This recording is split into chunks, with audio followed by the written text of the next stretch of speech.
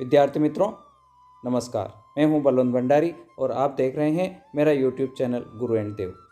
कक्षा 10वीं विज्ञान प्रश्न बैंक से संबंधित महत्वपूर्ण प्रश्नों की आज हम चर्चा करेंगे, जो अति महत्वपूर्ण की श्रेणी में है।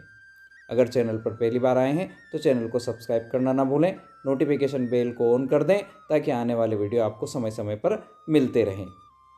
आइए हम कक्षा 10वीं विज्ञान के इन महत्वपूर्ण प्रश्नों को कुछ क्रम वाइज इस प्रकार समझने का प्रयास करते हैं। हमारा पहला प्रश्न है, विद्युत संचारण के लिए प्रायः कॉपर तथा एल्यूमिनियम के तारों का उपयोग क्यों किया जाता है।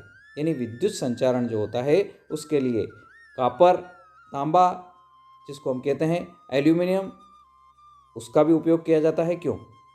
इसका मुख्य कारण है कि ये विद्युत के बहुत अच्छे चालक होते हैं। तांबा तथा एल्यूमिनियम विद्युत के बहुत अच्छे चालक होते हैं।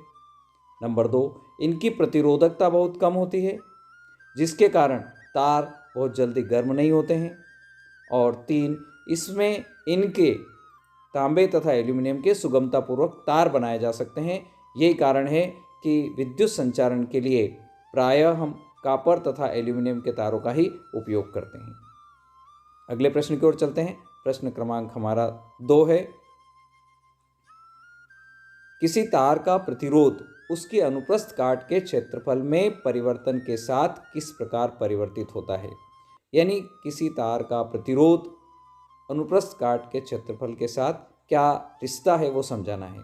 तो किसी तार का प्रतिरोध उसके अनुप्रस्थ काट के क्षेत्रफल के व्युत्क्रमानुपाती होता है।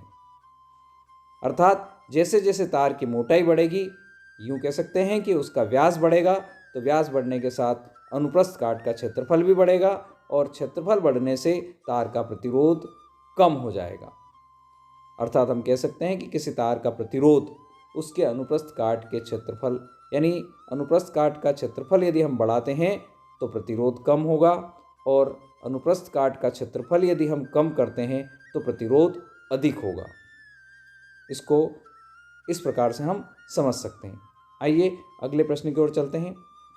घरेलू विद्युत परिपथ में श्रेणीक्रम संयोजन का उपयोग क्यों नहीं किया जाता है। घरेलू विद्युत परिपथ में श्रेणीक्रम संयोजन का उपयोग क्यों नहीं किया जाता है। इसका मुख्य कारण है, विभिन्न उपकरण युक्तियों के साथ अलग अलग स्विच ऑन ऑफ के लिए नहीं लगा सकते हैं।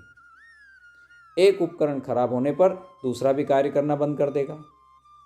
नंबर 2, श्रेणीक्रम संयोजन में सभी युक्तियां या उपकरण से समान धारा प्रवाहित होती है, जिसकी हमें आवश्यकता नहीं होती है। और नंबर 3, परिपथ का कुल प्रतिरोध अधिक होने के कारण धारा का मान बहुत कम हो जाएगा। उपयुक्त 3 कारणों से हम कह सकते हैं कि घरेलू उपकरणों युक्तियों को श्रेणी क्रम में उपयोग में हम नहीं ला सकते हैं। यहाँ पर हम ये भी कह सकते हैं कि घरेलू युक्तियों में जो उपकरण लगाए जाते हैं वो समानांतर क्रम में संयोजित किए जाते हैं। अगले प्रश्न की ओर चलते हैं। अगला प्रश्न है हमारा, विद्युत तापन युक्तियाँ जैसे ब्रेड टोस्टर तथा विद्युत इस्त्री के चालक शुद्ध धातुओं के स्थान पर मिश्रातुओं या मिश्र धातुओं के किन कारणों से बनाए जाते हैं। मिश्र धातुओं का जो उपयोग होता है वो विद्युत तापन युक्तियों में किया जाता है।